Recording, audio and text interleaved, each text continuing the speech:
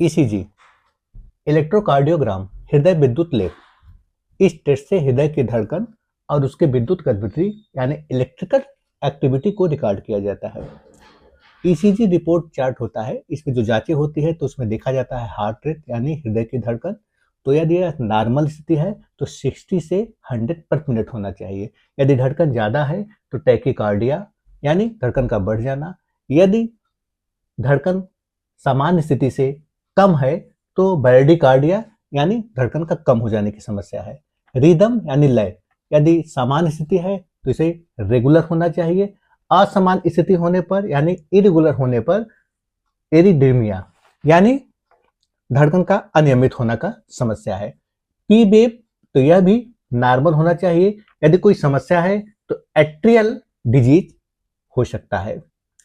PR interval, तो यह भी सामान्य स्थिति है तो 0.12 से 0.20 सेकंड होना चाहिए। असामान्य स्थिति पर यानी सामान्य स्थिति से यदि ज्यादा है तो इसका मतलब है कि हार्ट ब्लॉक की समस्या है। QRS कॉम्प्लेक्स, तो इसका सामान्य स्थिति 0.06 से 0.10 प्रति सेकंड होना चाहिए। यदि इससे ज्यादा नॉर्मल स्थिति से ज्यादा हो रहा है तो इसका मतलब है कि वेंट्रिकुलर प्रॉब्लम है। एसटी सेगमेंट, तो यह भी नॉर्मल होना चाहिए। यदि यह ऊपर नीचे हो रहा है तो इसका मतलब है कि हार्ट अटैक इस्केमिया की समस्या हो सकता है। टी वेव, तो यह भी नॉर्मल होना चाहिए। यदि टी वेव उल्टी या बड़ी हो रही है इसका मतलब है कोई ना कोई समस्या है।